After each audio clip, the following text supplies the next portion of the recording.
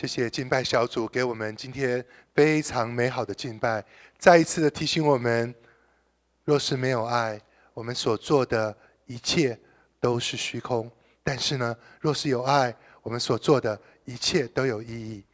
今天早上我们非常高兴能够有一位特别来宾在我们的中间，就是黄小石长老。他大概2年前在这边曾经带给我们非常美好的祝福。我们今天很高兴，他今天又是再次的路过圣地亚哥，我们有机会，我们用热烈的掌声来欢迎黄小石长老。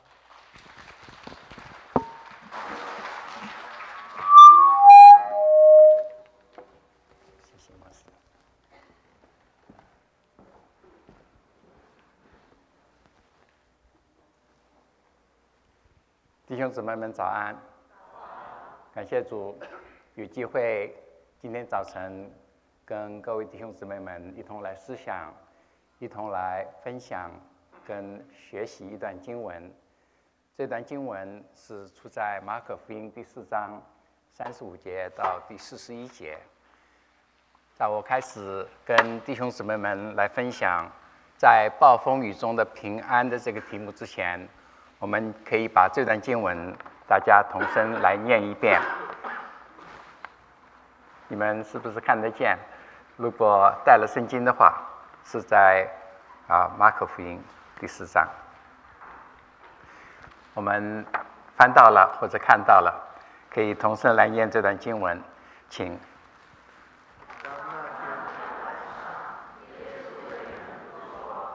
我们从那边去吧。我让别人看得到。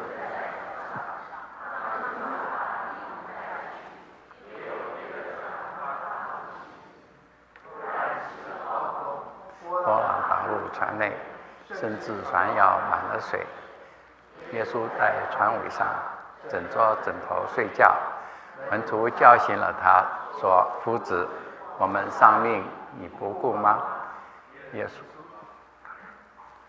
稣醒了，斥责风，向海说：“住了吧，静了吧。”风就止住，大大的平静。耶稣对他们说：“为什么胆怯？你们还没有信心吗？”他们就大大的惧怕，彼此说：“这是谁？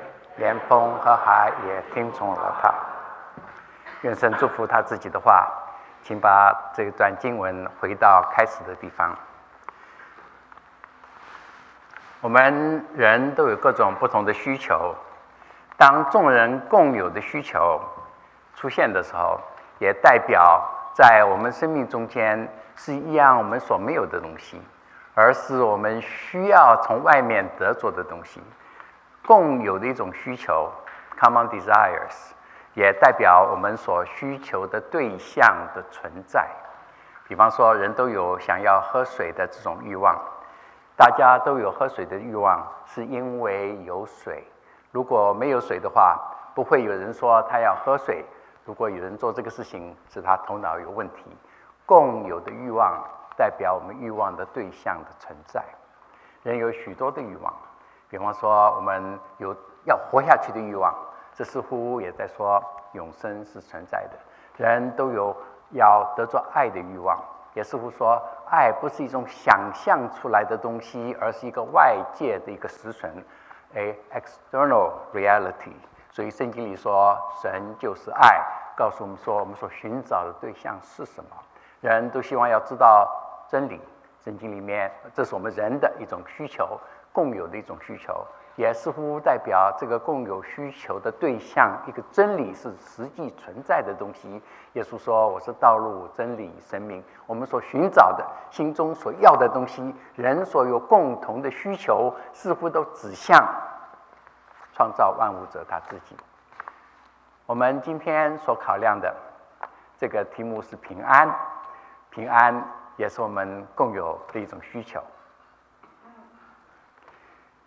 尤其是离开家的人离开家的人，如果你想带一句口信给家里的人，一句没有多的话，一句话，到底什么样的话？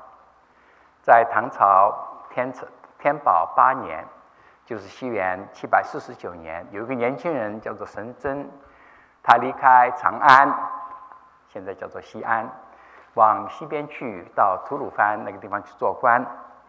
吐鲁番这一带在当时是安西，所以这里有个人呢，他从西安西出阳关到安西去，西出阳关无故人，年轻人越走越想家，越想家就流眼泪。我想我们现在也许很多人离家很久，已经不大知道要想家了，不过我们也许都还记得想家的滋味。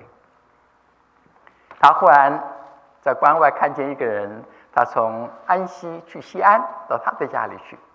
他看了这个人非常的高兴，就托他带一句口信回去，给他在长安的妻子跟家人。他忽然遇见，所以他把这样事情就写下来。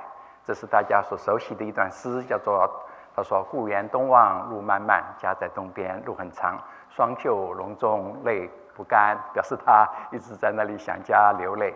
他说：“马上相逢无纸笔，我忽然间遇见你，在马上面没有纸没有笔，请你带一句口信，一句话，请你记在心中，带给我的家人。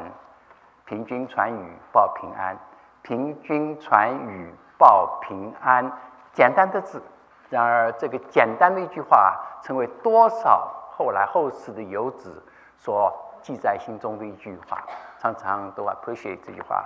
凭君传语报平安。你说现在都有这种 email， 都这个 text， 还需要你来传话吗？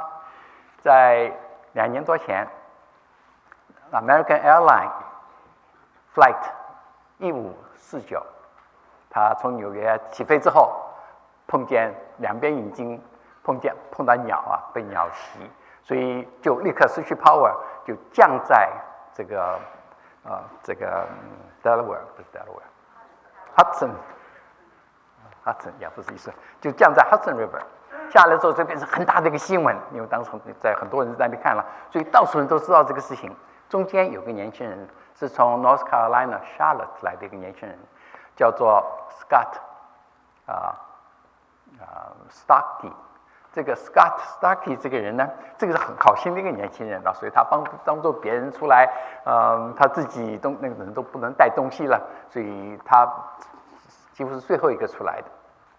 在这一段忙乱之后呢，他的 cell phone 也在飞机里面拿不出来，所以他下了就是平安之后呢，他赶紧打个电话回去给他的妈妈。那么现在的通信呢，你看他讲的是什么话？因为他妈妈在夏勒特看到这样事情，急得不得了，在那里问，所以新闻在夏勒的新闻就采访他的妈妈，所以他妈妈没有接到这个电话。后来呢，就有个留言在他的电话机上，说 ：“Hey mom, just want you to know, I am okay， 我平安。”还是这句话，现在所讲的，如果你这一句话，如果只有一句话的话，大概是我平安 ，I'm okay。尤其是中国人，如果你叫他传一句话回去说，告诉我的家人 I love you， 这问题大了。说这个，这从来不说 I love you 的，先说 love you， 大概不行了。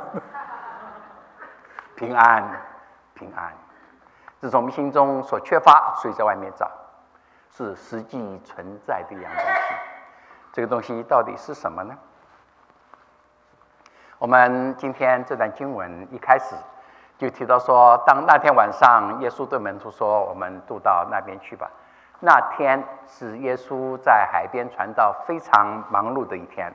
圣经里记载说，那天有许多的人从犹太、从耶路撒冷、从以土买、约旦河外各处的地方来到耶稣那里听道。耶稣这个时候在加利利海的西北边的岸边。人太多，所以他就退到船上，离开岸一点，向差不多1-2万人讲道。当然，这是非常这是很难想象，在这种没有扩音的系统的这种设备的里面，在旷野里面，向这么多人来讲道。所以那一天他讲的许多的道理，关乎天国的比喻。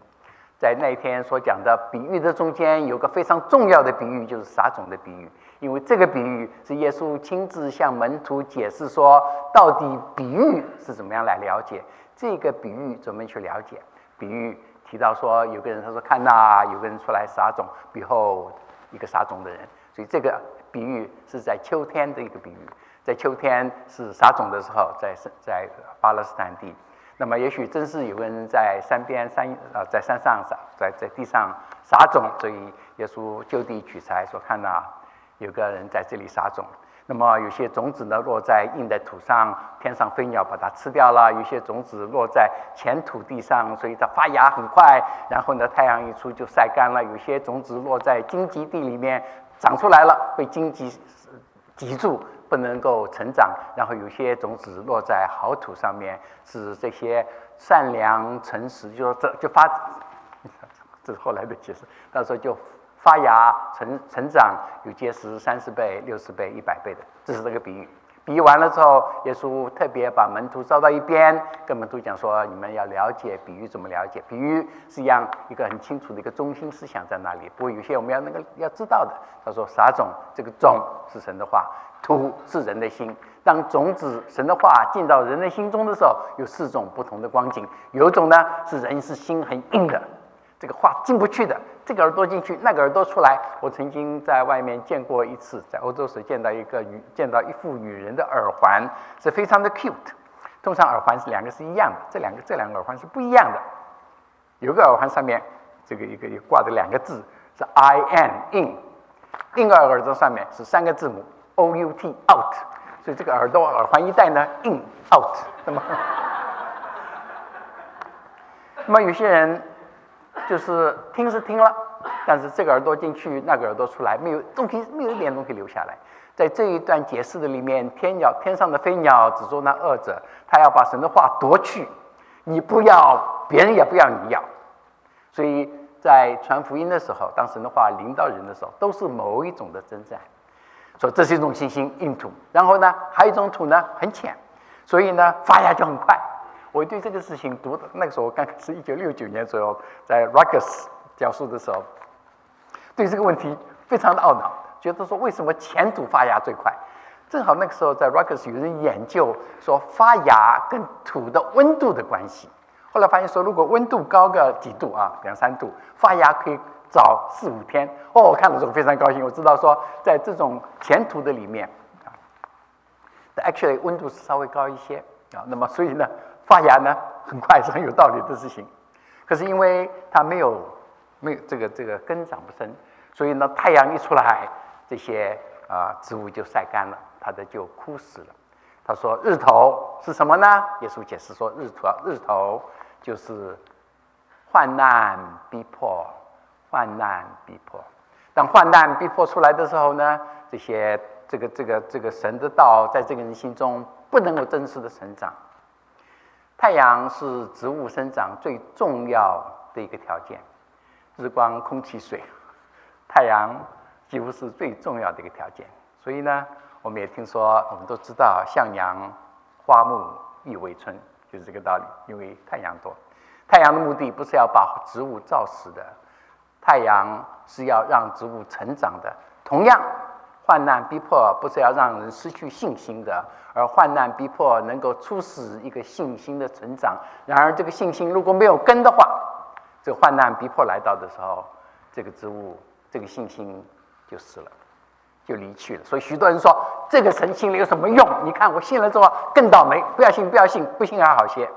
这是描述这一种光景。他起先听到的时候觉得很好，哎呀，信神很好，神会帮助我，神会保佑我。神不是做这个事情的，神让我们认识他，是要我们认识他，这位创造天地的主，知道我们是谁，知道我们的来源，知道我们的归宿，知道我们为什么活在世上。神不是我们的仆人，帮助我们做我们自己做不到而希望成就的事情。患难逼迫，有些人处事虽然不错，边上有许多的这种思虑、钱财、诱惑等等，以至于他分心不能成长。还有一种人善良诚实的心，这是好土。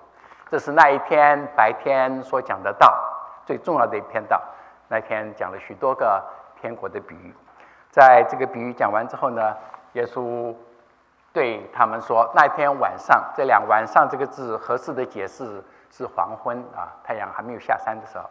在黄昏的时候呢，他们就上了船，就耶稣说我们到海的那一边去，他要从加利利海西北边往东南边去，往加拉太、往哥拉森外邦人的地方去。到了那边之后，有些新的事情要发生，不是今天早晨我们所要讲的。所以我们要讲的是渡海的过程。谁要去？耶稣要去。耶稣对他们说：“我们渡到那边去吧。”耶稣对他们说，这个语气不是一个命令的语气，是一个假设的一个语气。那么换句话说，这个要去海的那一边是耶稣的一个建议，说我们去那边吧。他们觉得说很好，所以呢，既然主你要去，他们都去了，就一起去了。所以主动语气、假设语态，在这种情况之下的一种建议跟让门徒们就觉得很好，所以他们有4个人，他们船是门徒的船，因为门徒中间有4个人是渔夫，那么对于海的情形相当的清楚，同时也大致知道说那一天的气候情形适合不适合渡海。那么显然没有什么问题。他既然在白天讲了一天的道，所以看起来是风和日丽，非常好的一个秋天的一个光景。他们晚上渡海，那个时候没有灯，也没有 GPS， 所以到海上太阳一下山之后呢，就是一个非常黑的地方。当人对于他的环境开始失去控制的时候，当人不大知道他去哪里的时候，心中就会失去我们常常所要的平安。平安是当我们觉得自己失控的时候，当环境的转变出乎预料的时候，有人变了脸，有人变了卦，有人变了心，有人变了约，这种变不在我们自己 control 下面的这种改变，都使得我们心中不平安。这时候他们开始渡海，在渡海的过程的里面，忽然起了暴风。在这里面，马可福音加了一句话，是别的福音书记载同一个故事的时候所没有记载的，就是在36节后面这一句话，也有别的船与他们同行。这里所讲的情形是说，这个下面要发生的事情，不只是耶稣和他的门徒在他们的船上所遇见的，因为我们等一下读到平静风海的事情，这不只是他们几个人所知道的事情，同时有别的船，还有别的不相干的人与他们同行。同行这个字原来含的意思是不是远远的走，而是靠近的，就一起去的意思。有别的船和他们同行，这样事情你们可以去问，还有别的人知道的，所以是一件他所要叙述的是一件重要的事情，也是难以了解的一样事情。船走了一半，忽然起了暴风。刚刚提到说，忽然这是我们常常失去平安、惊慌的某一种的主要的原因。有人说，你怕什么？定义你是谁。You are defined by your fear。这句话是有它一定的道理，因为我们怕什么，跟我们的依靠是什么是有关系的。You are defined. We are defined by our fear。忽然起了暴风，这些人是什么样的人呢？这些门徒许多是深谙水性的人，他们在水上以打鱼为生的人，也是年轻力壮的人。他们忽然起了暴风，那么起了暴风在加利利海上是偶然会发生的。那么发生的原因也很简单，尤其是在秋天的晚上。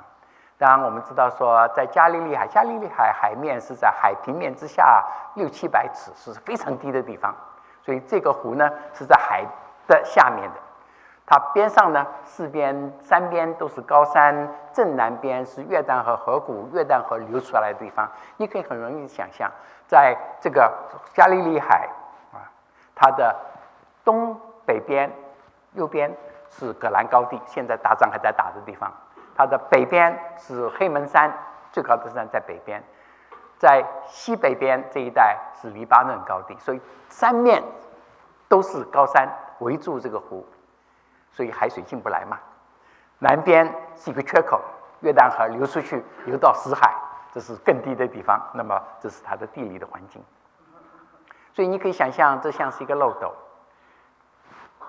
有一个出口，就是约旦河谷一个向南去的地方。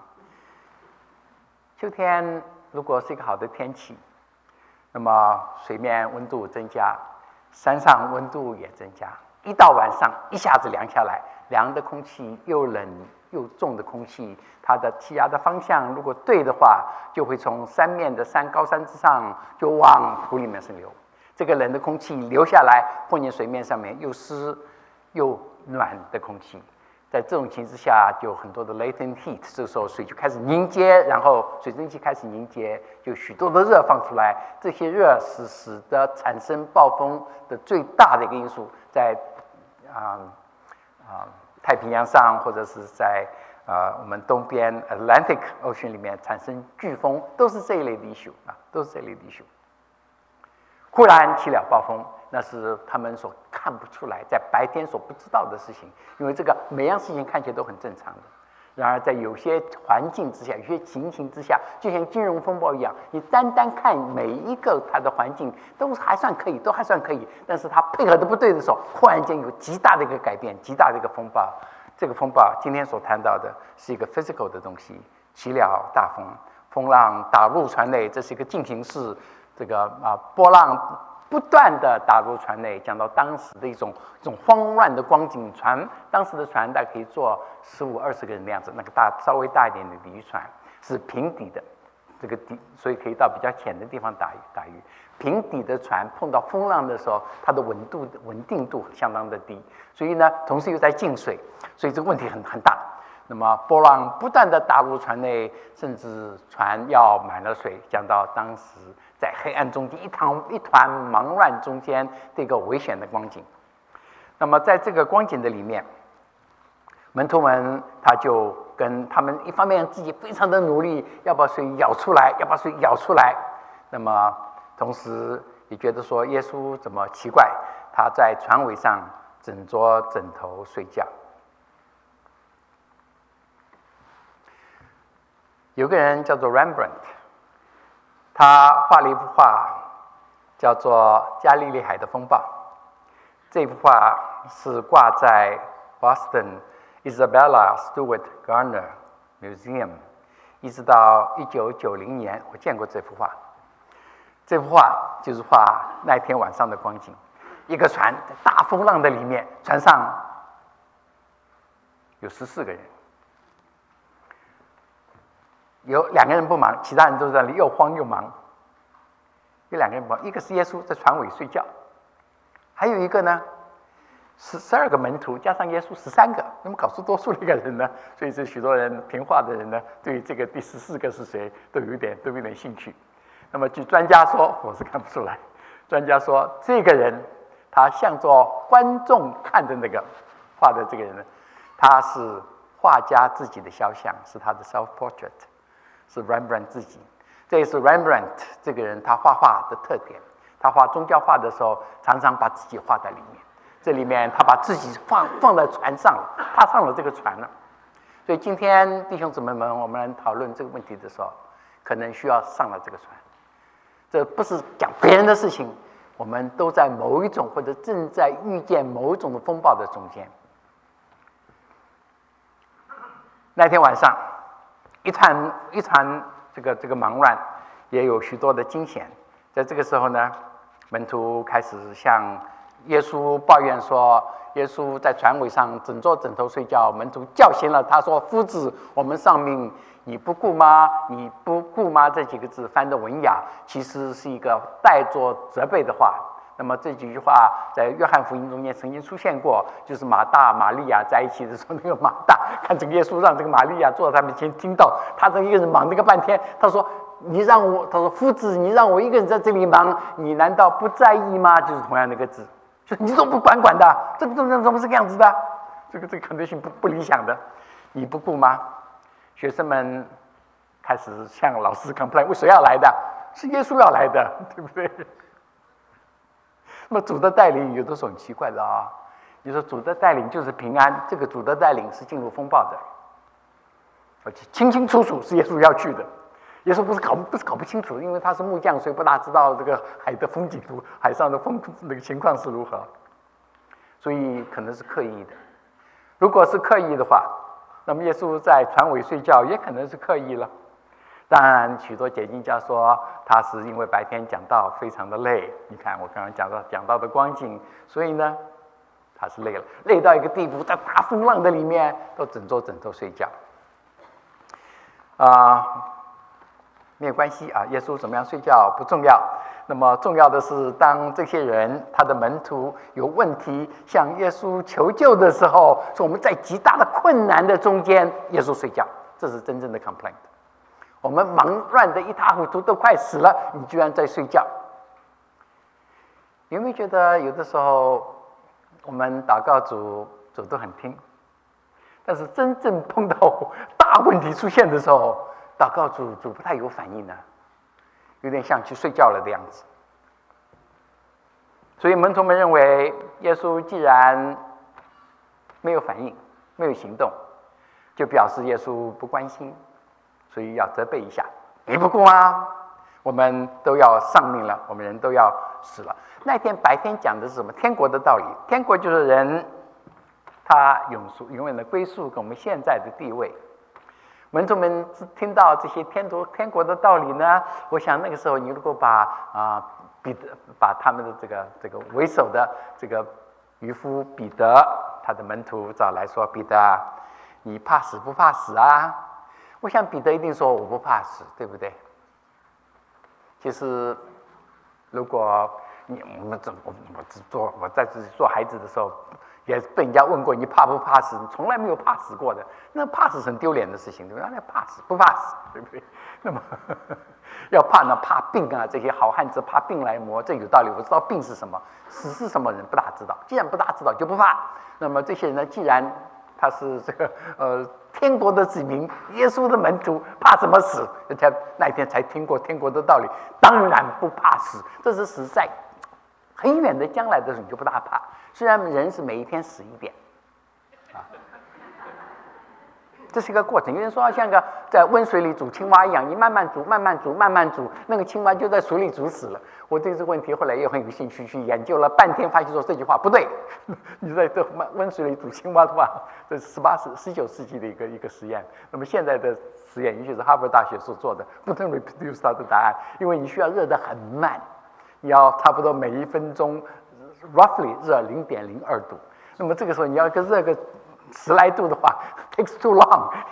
那个青蛙在里面待不住那么久，就算不热的话，它也不跳出来。所以呢，它也会跳出来。所以不管这个青蛙跳不跳出来，可是人有这种心态，好像一点改变一点，一点点改变，一点点改变，我们不觉得危险。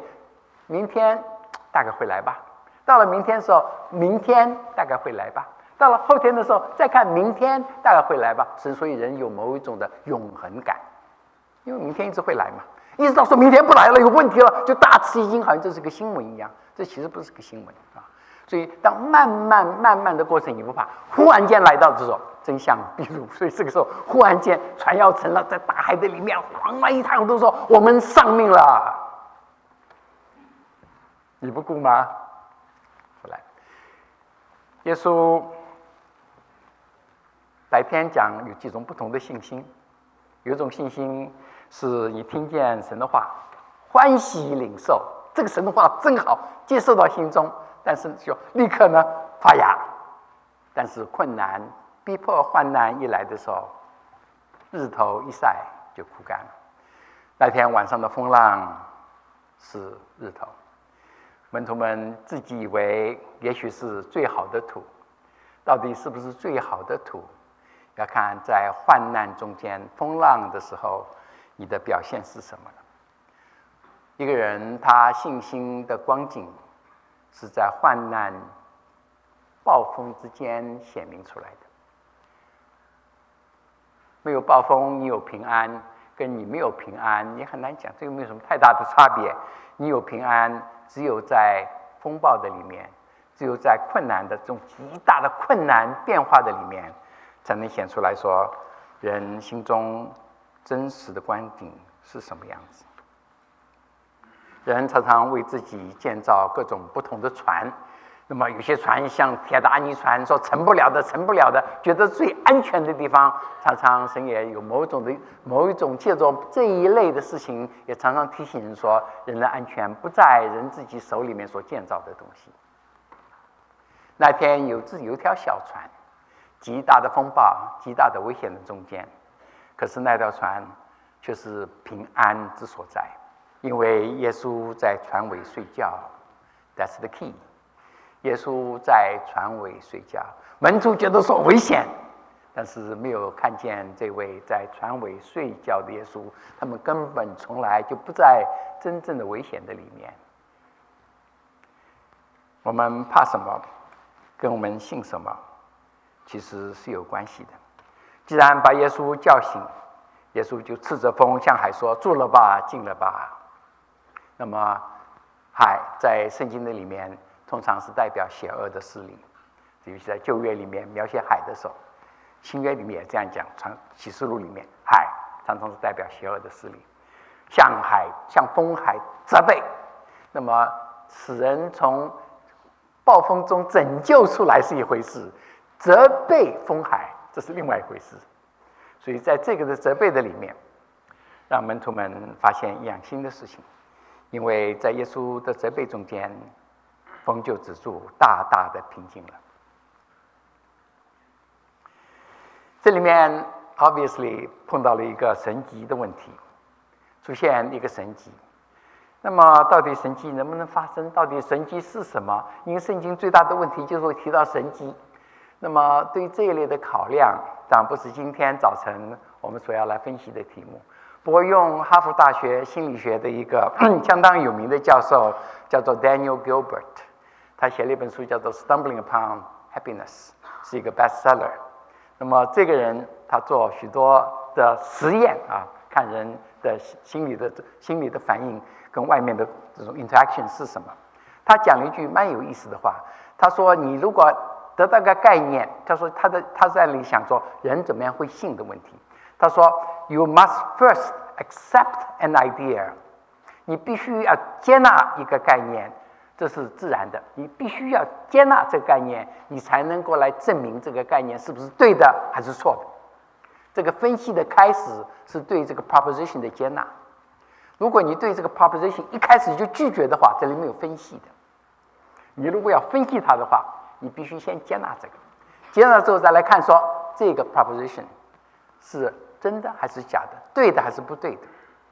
那么接纳的部分，它是讲这是我们有点像人的本能的情形，分析的是困难的，是 deliberate。那么它固然是讲到人的脑筋中的作业有所谓的 system 1、system 2这种差别。那么就是一个是比较直接的，比较 intuitive 的，另外一个是比较 deliberate， 是个分析的。那么是那天晚上呢，所发生的事情呢，碰到这个神迹呢，如果我们一开始就说这个当然不可能，所以不需要讲下去，你不知道说这个是不是真的可能，因为这变成你的一个 proposition。如果你想真是知道它可不可能的话，你必须接受它。你说我接受这个不能接受这个是不能接受的事情，你接受它不合理吗？这就看到底有没有神的问题了。如果有神，神做事叫做神迹，那么神迹就可以存在了。你可以问说，什么样的情形之下这才是一个神迹？是不是神迹就是超自然、不合自然？那么这些的讨论是比较困难，那也不是我今天想多讲的。可是我既然 touch 到这个题目，所以我也讲一点点，讲几句话，就是到底说神迹是什么的定义的问题。有人说，一个人叫做 Buchner， 他讲了一句话，他说 Miracle is a miracle only if God speaks to us through it。 换句话说，一个神迹它之所以是一个神迹，是因为神借着一样事情向你说话，这个事情对于你是一个神迹。神如果借着一样事情启示他自己，向你启示他自己，这是一个神迹。什么事情都可以，神借着一个向你启示的那个事叫做神迹。这个定义其实相当的不错，神迹后面含着一个目的，是神的一个启示，不是一个显明一下我多 powerful。自然界中有太多的 powerful phenomena， 如果自然是神造的话 ，it's all there。但我们不会这样看，因为我们觉得这是自然现象。所以神迹 to some extent 是 personal 的。那天行了一个神迹，这个神迹我相信是个门徒的。为什么有这个神迹呢？是因为他们白天那篇重要的道，天国是什么？到底信心是什么？到底信心跟患难的关系是什么？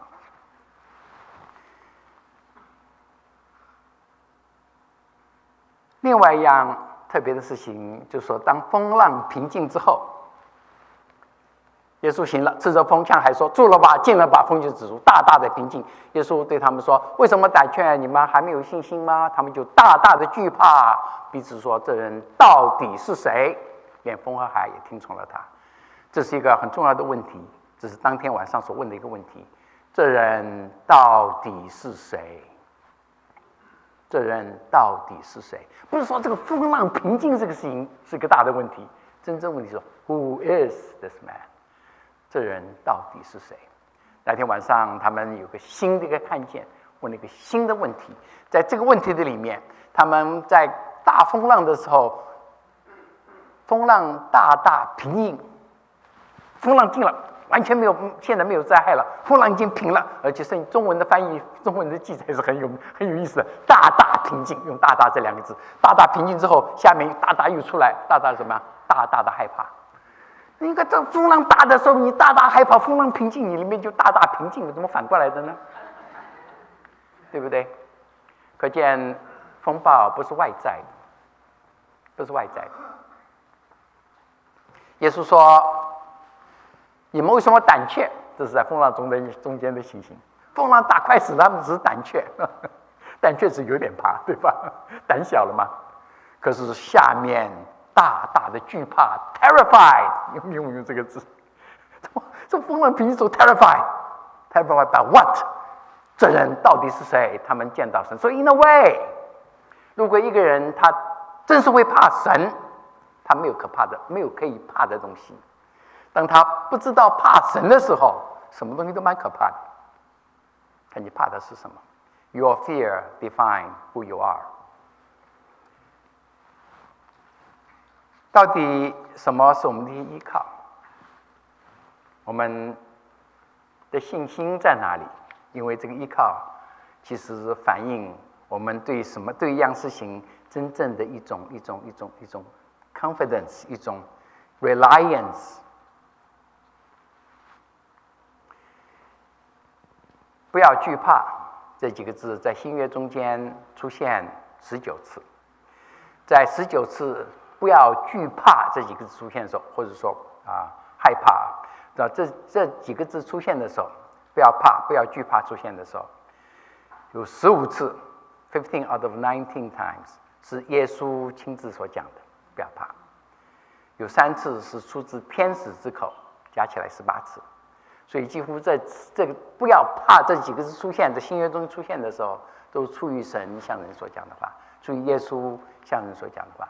怕是人心中常常有自然的一个反应，让人对于神对于人的恩典也在这里。不要怕，因为他是掌握这自然的、掌握环境、掌握历史的主。如果我们真是有永恒的概念的话，我们对于我们所经历的事情有一种不同的一种看法。因为如果没有这种概念那么其实一个人他里面没有这种信心的根基的时候，那么其实他心中有许多的疑惑，许多的害怕。在雅各书里面也提到说，如果一个人他凡事凭着信心求，如果不疑惑的话，他就是一个有平安的人。因为如果一个人他如果疑惑，因为那疑惑的人，雅各书1章6节里面，因为那疑惑的人就像海中的波浪，被风吹动翻腾。当人里面信心出了问题的时候，人的心被风吹，像海里的浪被风吹动翻腾，风浪是在里面，风浪不在外面。我在念研究院的时候，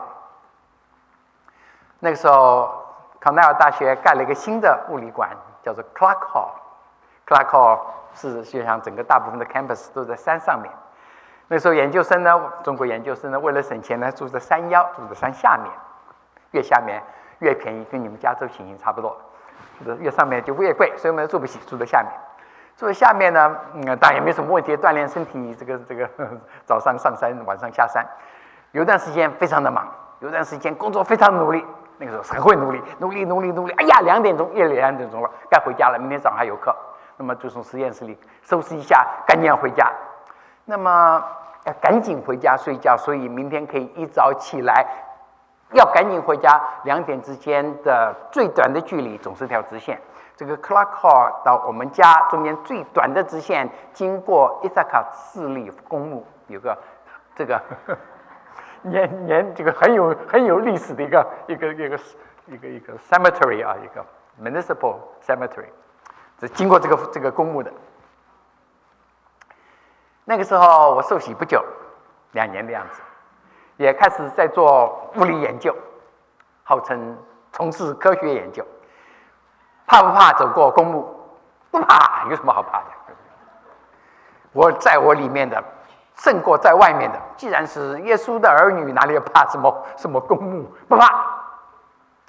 那么从科学的角度来看，那么公墓里面这些人 rest in peace， 你要怕些什么呢？不同，怕活的人比较可怕，死的人不可怕，对不对？这是你分析他嘛？死在那里怕他不同，对不对？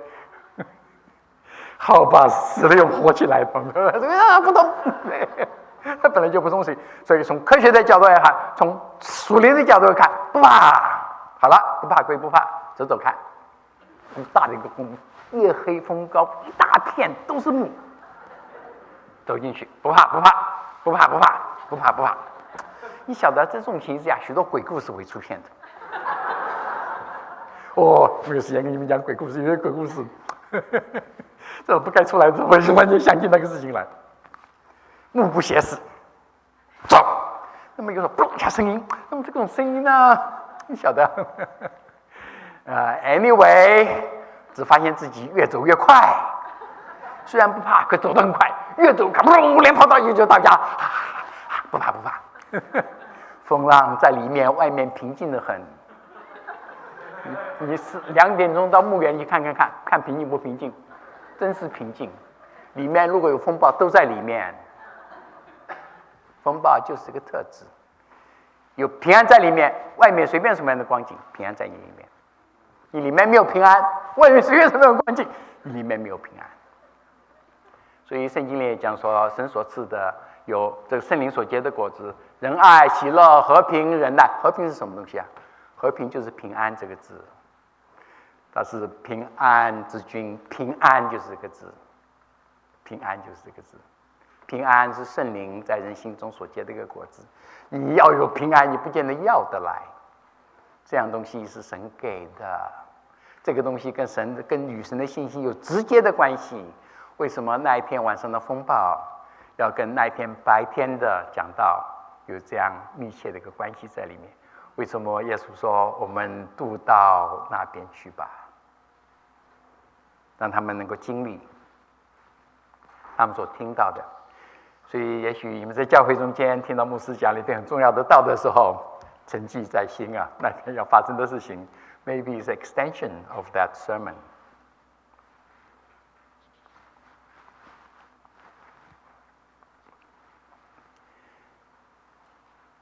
我稍微提一点点在1年之后所发生的事情。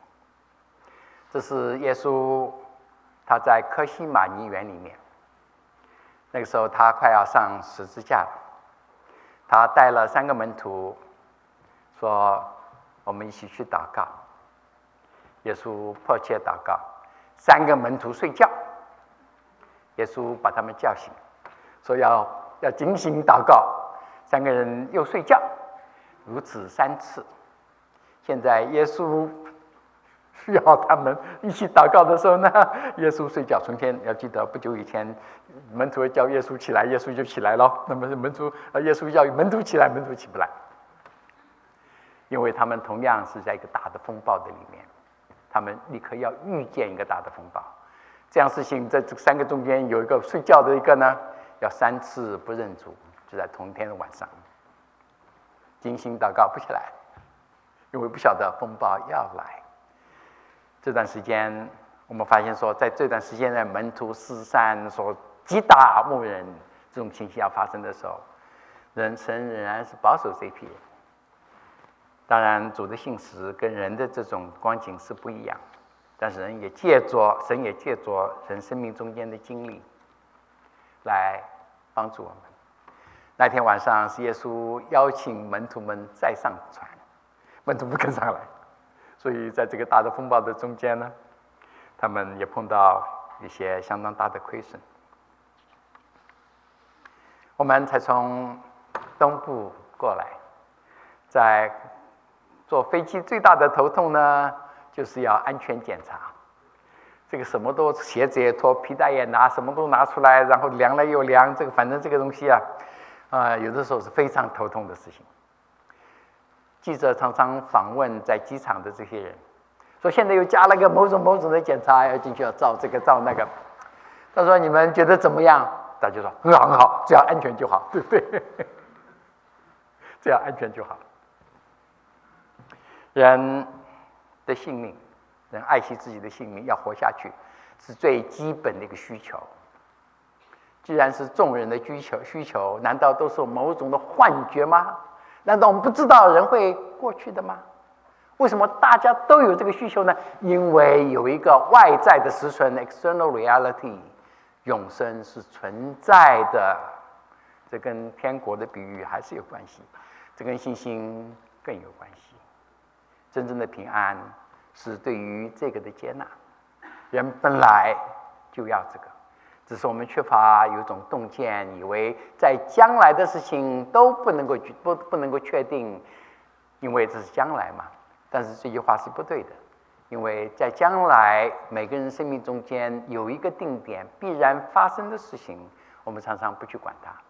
当我们不去处理这个在我们生命中间将来必然要发生的事情，这不是一个聪明的办法，也不是一件好的办法。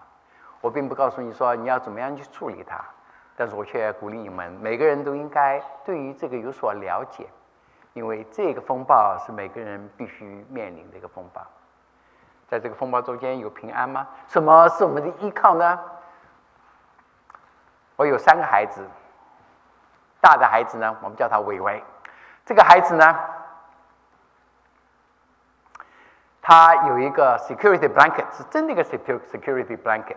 我们把它从医院里抱回来，有个东西叫做差不多2尺见方的东西，叫做 receiving blanket， 是一个绒布做的，把孩子包在里面带回来那个。那么我们常常用那个包它也盖它等等，所以它就要 touch 对这个布布，它叫那个东西叫布布，对这个布布呢就非常的这种，就是他一直要这个布布，所以看他从小在地上爬的时候，嘴巴里咬个布布在地上爬，那个布布到哪里都有，他 upset 要布布，你就发觉这种东西不对啊，要布布，这是他的。后来等他念小学的时候怎么办呀？不是念这个 preschool 的时候，开始进学校，那个布布又破又烂，那怎么办呢？拿去才是不这样子，妈妈就剪一块下来，拿个别针别在他身上，然后不就摸摸布布呢。那是他的 security， 对不对？每个人都有这个 security 在里面的。孩子没有孩子的 security， 他生了个孩子，他生了4个孩子，第3个很特别，好吃，他对吃东西非常有兴趣。给他什么都吃，什么样。那么一听到吃饭，最先爬上坐那等要吃饭，所以这个还是蛮好养的，就是说不用去追了孩子喂他吃饭，然后自己就追了饭的。那么，所以他呢一天到晚拿个条根 ，plastic 条根，他拿那个条根拿来拿去呢，就变成他的这个 security blanket。他睡觉时要带条根去的，早上起来先找这个条根的，走来去拿个条根。问题是说 ，What is your security blanket？ 你说我没有，有，每个人都会有。大部分人认为钱、财富是他的 blanket， 是他的 security blanket。我只要有钱，我什么都不怕。真的吗？你有钱看，你如果有很多钱的话，你很怕，钱越多越怕。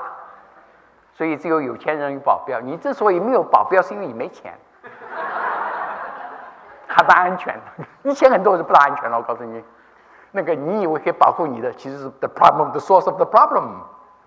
当然，每个人有他不同的经验，时间的关系，我没有办法跟你讲。我有一次用了很多现款在身上，大学毕业的那一年，我去办一个谢师宴的时候，这种心中的惧怕，全身之前身怀巨款的这种惧怕。钱，那个时候我就开始知道说，钱不是人的保障，人要保护钱，不是钱保护人。那么到底什么是你的保障？什么是你的 security？ 什么东西？也就是说，我有平安。平安不是个什么，平安是个谁？平安是一位，不是一个。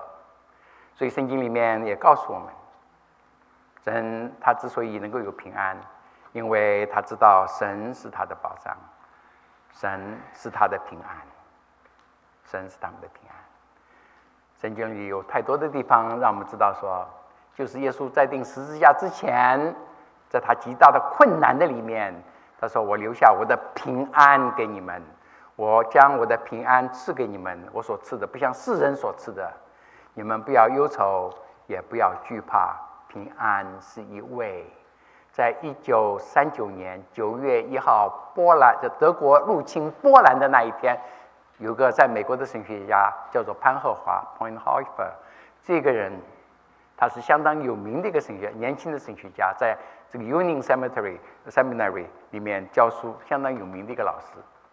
他知道现在二次大战等于要爆发了，他知道在德国的教会要面临极大的一个挑战与风暴，所以大家都逃出来的时候，他搭最后一班船从美国在1939年11月那年回到德国去。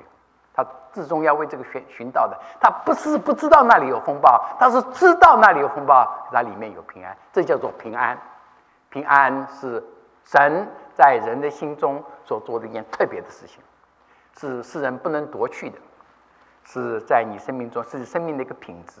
平安不是生活的目的，我活在这里就要平安。平安不是生命的目的，平安是生命的一个品质。当你的生命在神的里面认识这位主，神所赐的是出人意外的平安，在基督耶稣里面保守你的心怀，保守我们的意念，这是主极大的一个恩典。我们如果真是知道，我们就会跟诗人一样说：神啊，你是我的依靠，你是我的平安。就像诗篇里面诗人所说的一样，神自己是我们的平安。愿这个平安是我们今天早晨每个人的一个把握，也是神已经所赐给我们的。他把他自己给我们，你要吗？这个叫做福音。好，我们一起祷告主，主，我们谢谢你。愿在今天早晨思考在那一天加利利海上风暴的光景，让我们看见你虽然是在他们船上睡觉，却是他们平安的保证。巴不得主啊，我们常常有你在我们的船上，常常在你的里面，因为你是我们的依靠，你是我们的平安。谢谢主，无论我们弟兄姊妹们处在什么样的环境的里面，主你都知道，有些是主你自己的带领，让我们的信心在你的里面不至于摇动，知道说主你所要做的事是有你的美意在其中。